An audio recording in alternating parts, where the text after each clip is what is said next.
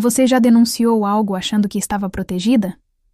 E depois percebeu que sua denúncia simplesmente sumiu? Meu nome é Anália. E essa é a história de como o meu relatório de abuso virtual desapareceu e de como eu descobri isso tarde demais. Eu sempre fui uma pessoa comum. Trabalhava, tinha minha rotina, meus amigos, minha vida online como qualquer outra pessoa da minha geração. Redes sociais eram parte do meu dia a dia, nada demais. Eu postava fotos, compartilhava pensamentos, interagia. Era normal, era seguro, ou pelo menos eu achava que era. Tudo começou de um jeito tão sutil que eu nem percebi. Uma mensagem estranha no direct. Depois outra. Comentários que pareciam inocentes no começo, mas que tinham algo de errado. Algo que me deixava desconfortável. Eu bloqueava, ignorava, seguia em frente. Mas as mensagens não paravam.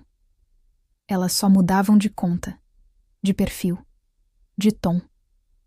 No começo eram mensagens privadas. Depois vieram as humilhações públicas, os comentários cruéis embaixo das minhas fotos, as mentiras espalhadas sobre mim em grupos que eu nem sabia que existiam. Meu rosto em montagens que eu nunca autorizei. Meu nome associado a coisas que eu nunca fiz. Pessoas que eu nunca conheci me atacando como se me conhecessem há anos. Eu não sabia que alguém podia me machucar tanto, sem nem encostar em mim, sem nem saber onde eu morava, sem nunca ter cruzado comigo na rua. A dor era real, o medo era real, mas o agressor era invisível, protegido por telas e perfis falsos. Comecei a ter medo de abrir meu celular, medo de ver o que tinham escrito sobre mim enquanto eu dormia. Parei de postar, parei de sair, parei de ser eu mesma, porque quando você é atacada online, o mundo inteiro parece estar te julgando. E o pior é que muita gente estava. Eles acreditavam nas mentiras. Eles compartilhavam. Eles riam. Minha mãe percebeu que algo estava errado. Ela me via cada vez mais fechada, mais triste, mais distante. Quando finalmente contei a ela o que estava acontecendo, vi o desespero nos olhos dela. Ela não entendia como alguém podia fazer aquilo. Como palavras na internet podiam machucar tanto. Mas ela via o efeito em mim. Via que eu estava quebrando por dentro. Foi quando percebi que eu precisava fazer algo. Que eu não podia deixar aquilo me destruir. Que eu tinha direitos. Que existiam leis. Que eu podia denunciar.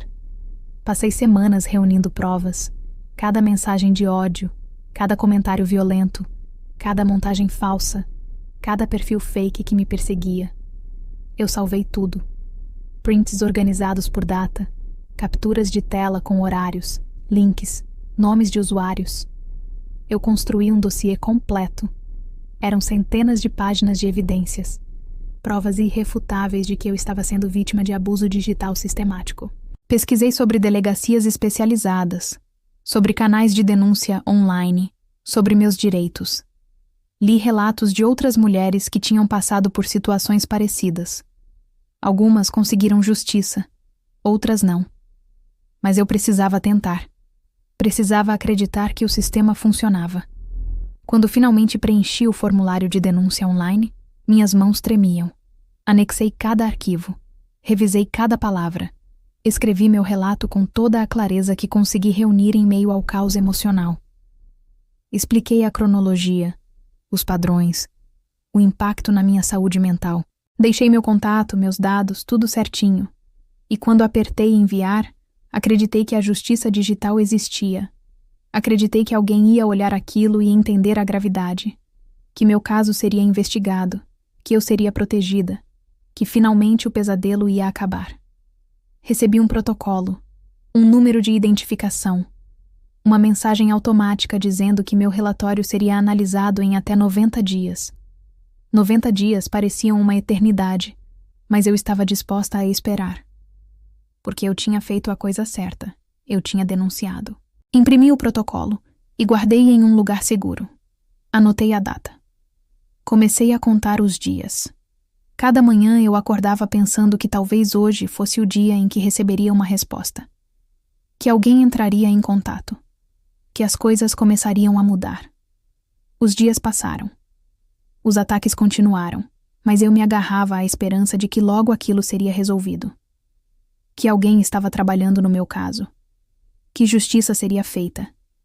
Eu checava meu e-mail todos os dias esperando uma atualização. Nada chegava. Comecei a ter pesadelos.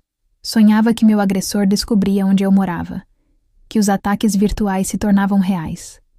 Acordava suando, com o coração acelerado, precisando checar todas as portas e janelas da casa. Minha ansiedade estava fora de controle. Depois de 3 meses, liguei para o órgão responsável. Precisava saber o que estava acontecendo. A ligação demorou para ser atendida. Fiquei mais de 40 minutos ouvindo aquela música de espera irritante. Aquela voz gravada dizendo que minha ligação era importante e seria atendida em breve. Fui transferida 3 vezes. Cada pessoa me pedia o número do protocolo, me colocava em espera, voltava com a mesma resposta vaga. Está em análise. Ninguém sabia me dar um prazo. Ninguém sabia me dizer o que estava sendo feito. Era como se meu caso fosse apenas mais um número perdido em uma pilha infinita de papéis. Mas na 4ª transferência, algo mudou. A voz do outro lado disse algo que congelou meu sangue. Não encontramos seu relatório. Por um segundo, achei que era um erro, um problema no sistema. Pedi para verificarem de novo. Dei todos os meus dados, número de protocolo, CPF, e-mail, data exata do envio. A pessoa do outro lado digitou por alguns segundos. O silêncio era ensurdecedor. Então ela voltou. Realmente não consta nada aqui. Tem certeza que enviou para o canal correto? Meu estômago revirou. Claro que eu tinha certeza. Eu tinha seguido cada instrução. Tinha recebido a confirmação. Mas não era erro. Meu relatório tinha sumido. Desaparecido. Como se nunca tivesse existido. Eu não conseguia acreditar. Como assim desapareceu? Eu tinha o protocolo. Eu tinha a confirmação de recebimento. Eu tinha feito tudo certo. A atendente me disse para refazer a denúncia, como se fosse simples assim. Como se eu não tivesse passado semanas reunindo coragem e provas. Como se aquilo fosse só um formulário perdido e não a minha vida sendo destruída. Pedi para falar com um supervisor. Ela disse que não adiantaria. Que o procedimento era esse mesmo, reenviar. Não havia nada que pudessem fazer para recuperar o que foi perdido. O tom dela era mecânico, cansado, indiferente, como se ela repetisse aquelas palavras dezenas de vezes por dia. Desliguei o telefone e chorei. Chorei de raiva, de frustração, de impotência. Todas aquelas provas que eu juntei com tanto cuidado. Todo aquele sofrimento documentado. Todo aquele pedido de ajuda, tudo jogado no vazio. Como se eu não importasse, como se minha dor não fosse real. Os dias seguintes foram os piores da minha vida. Eu me sentia completamente invisível, apagada. Não só pelas pessoas que me atacavam online, mas agora pelo próprio sistema que deveria me proteger. Comecei a questionar se valia a pena lutar. Se alguém realmente se importava. Se eu não estava sozinha contra o mundo inteiro. Parei de sair da cama. Parei de atender ligações. Meus amigos perguntavam se eu estava bem, mas eu não sabia como explicar. Como você explica que foi violentada digitalmente, que denunciou e que sua denúncia simplesmente evaporou? Minha melhor amiga veio me visitar. Ela sentou na beira da minha cama e segurou minha mão. Não disse nada por um tempo. Só ficou ali. E então ela falou: "Você não pode deixar eles vencerem assim." Mas eu não sabia mais como lutar. Quando achei que o caso estava encerrado, recebi um e-mail anônimo. O assunto dizia apenas: "Sobre sua denúncia."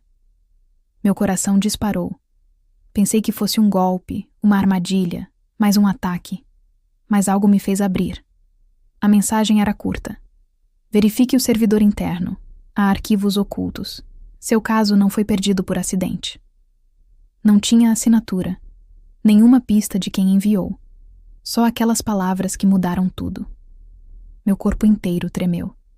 E se alguém tivesse apagado de propósito? E se meu relatório não desapareceu por um erro técnico, mas por negligência?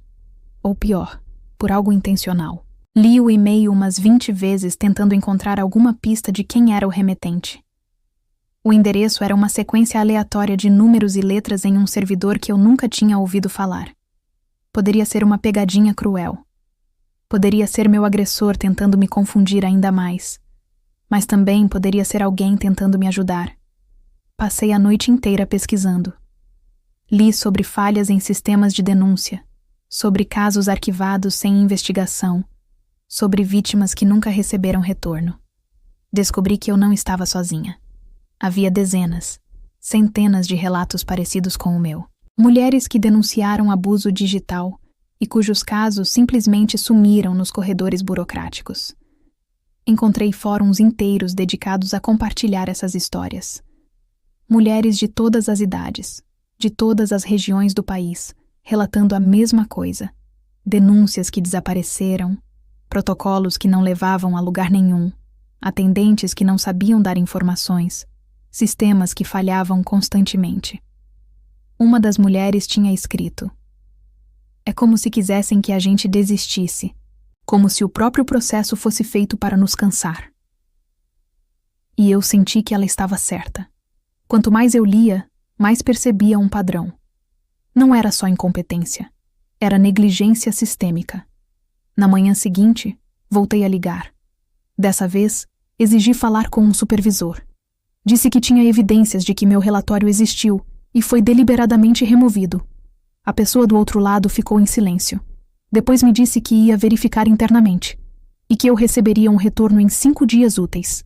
5 dias úteis viraram 7, viraram 10. Eu ligava todos os dias. Sempre a mesma resposta: "Ainda estamos verificando." Até que finalmente, quase 2 semanas depois, recebi um e-mail oficial. O e-mail era frio, burocrático. Dizia que meu relatório havia sido arquivado por insuficiência de provas. As mesmas provas que eu tinha anexado. As centenas de páginas de evidências. Arquivadas.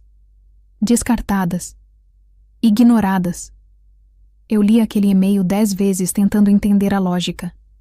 Como podiam dizer que não havia provas se eu tinha enviado um dossiê completo?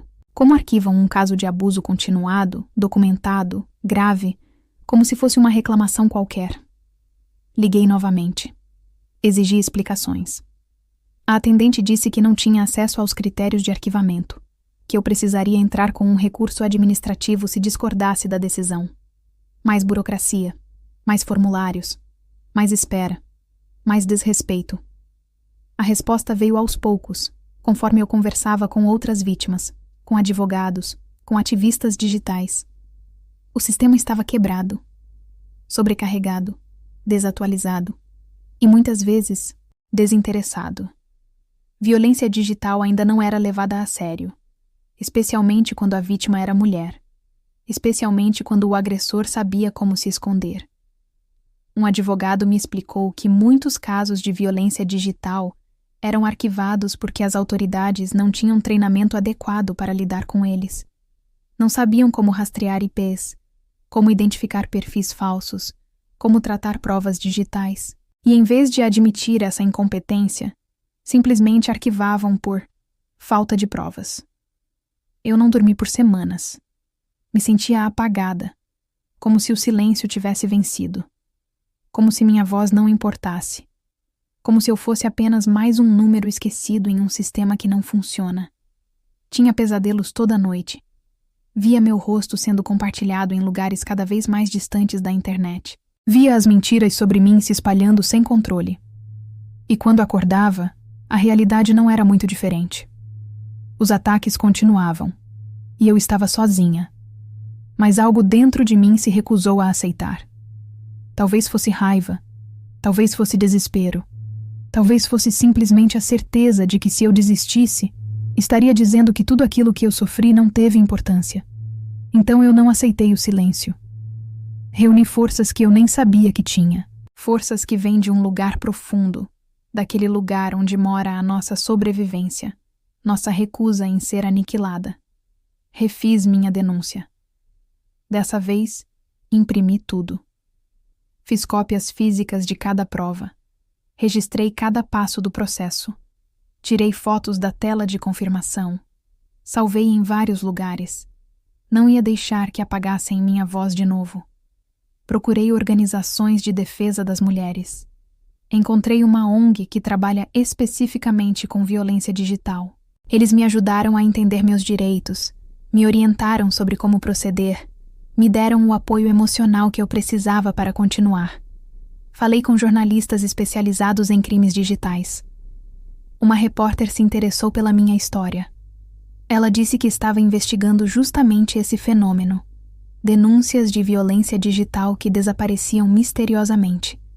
Eu não era a primeira, não seria a última. Compartilhei minha história em fóruns de apoio a vítimas. A resposta foi imediata. Dezenas de mulheres me escreveram contando histórias quase idênticas. Todas tínhamos sido ignoradas. Todas tínhamos sentido aquela mesma sensação de impotência, de invisibilidade.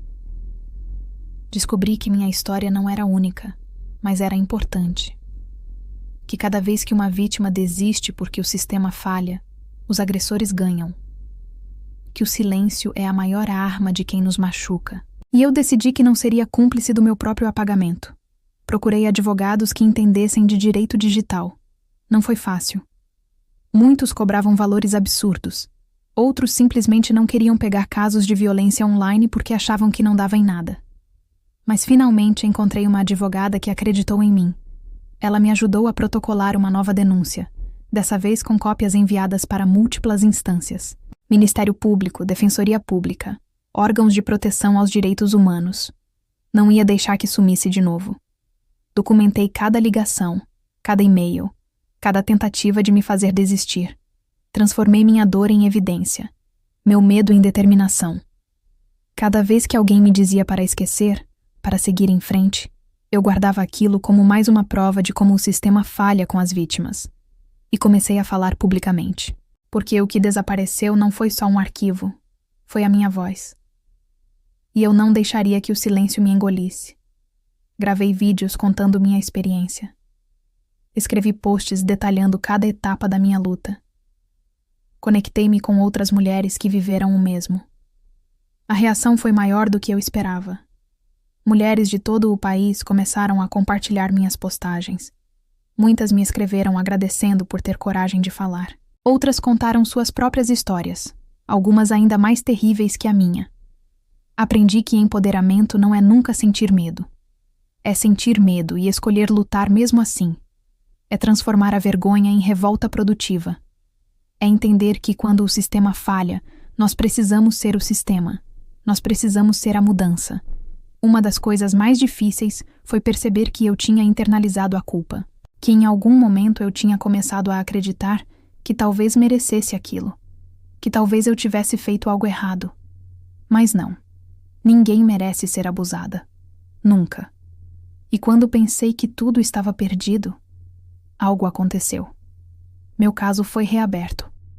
Não por boa vontade do sistema, mas porque eu não parei de insistir. Porque outras mulheres se juntaram a mim. Porque jornalistas começaram a questionar os índices de arquivamento de denúncias digitais. Porque o silêncio começou a incomodar mais pessoas além de mim. A matéria que a jornalista publicou teve repercussão nacional. Ela entrevistou várias vítimas, incluindo eu. Mostrou dados alarmantes sobre quantas denúncias de violência digital eram arquivadas sem investigação adequada. O artigo viralizou.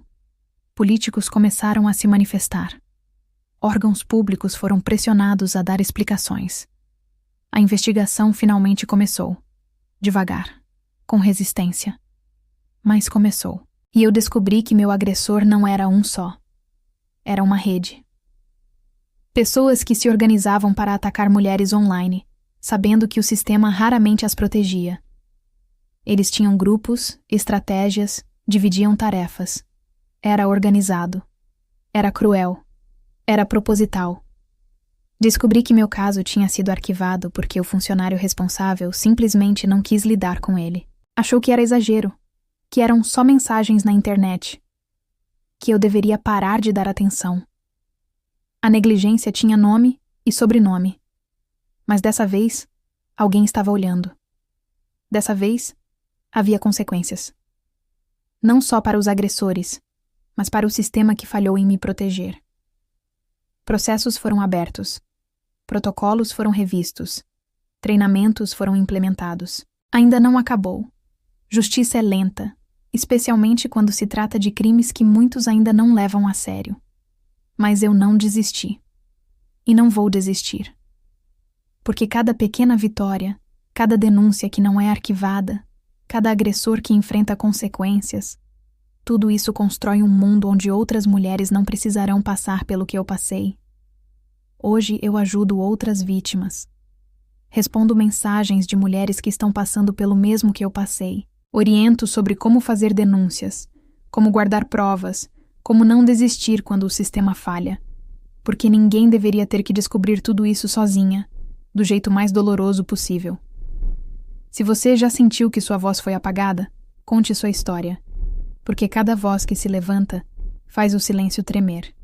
Cada relato que compartilhamos torna mais difícil para o sistema nos ignorar. Cada mulher que decide não aceitar o abuso torna o caminho um pouco menos solitário para a próxima.